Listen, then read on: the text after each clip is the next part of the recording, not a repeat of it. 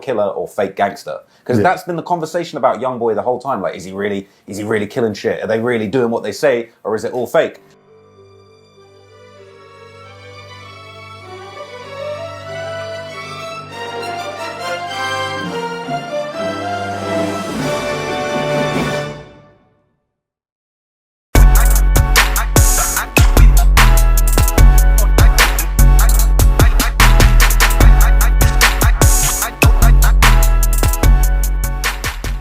Trap Lord Ross, a British YouTuber known for his in-depth investigations into hip-hop, has made a name for himself by focusing on Chicago's drill rappers.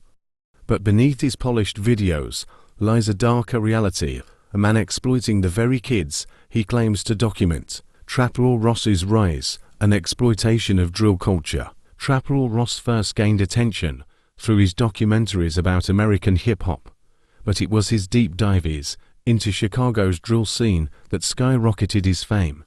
From King Von to Lil Durk, he crafted stories that captivated audiences, but at what cost? Despite not being from the USA, Ross continually focuses on Chicago's violence, weaving narratives that often distort reality.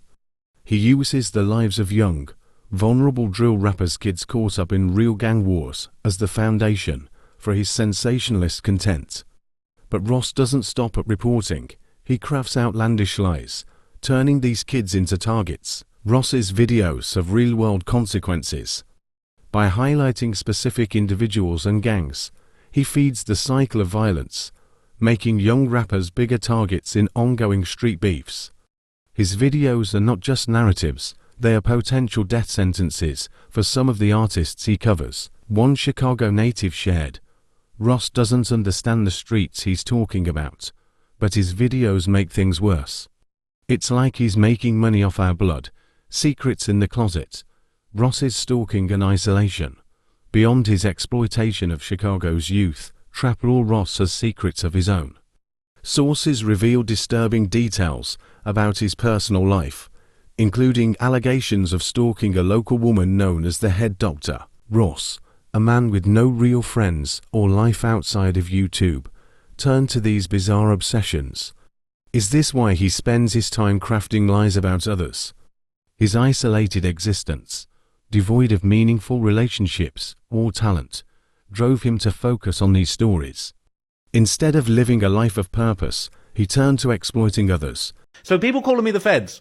Apparently now I am the feds. Apparently the feds are literally... Apparently I'm a rung above the feds now. Alright, I can't believe what I'm seeing, people. I've just gone online, I've gone on the timeline, and I've seen Remo from No Jumper has posted a clip that's apparently from the actual news, saying that the feds or the cops or whoever's Ross, a man with no real friends or life outside of YouTube, turned to these bizarre obsessions. Is this why he spends his time crafting lies about others? His isolated existence, devoid of meaningful relationships or talent, drove him to focus on these stories. Instead of living a life of purpose, he turned to exploiting others. Ross's fabrications have left him with little credibility among the people he covers. His interviews, often filled with wild allegations, have no basis in reality. Yet, his audience remains unaware that the narratives he pushes serve only one purpose: his personal gain. What's worse, Ross has shown no remorse for the harm his stories cause. Even when faced with criticism, he hides behind the facade of just reporting the facts, despite twisting the truth to fit his sensationalist agenda. At the end of the day, Trap Lord Ross is nothing more than a grown man preying on the lives of Chicago's youth. His content, disguised as hip-hop journalism, is a means of exploiting children caught in a cycle of violence. He has no real talent, no meaningful connections, only his twisted obsession with telling other people's stories. The world needs to know the truth. Trap Lord Ross isn't just a YouTuber, he's a weirdo exploiting the pain of Chicago's kids for views and money. This is just part one of the series of exposing Trap Lord Ross, so stay tuned into GhettoDVD for part 2. Love.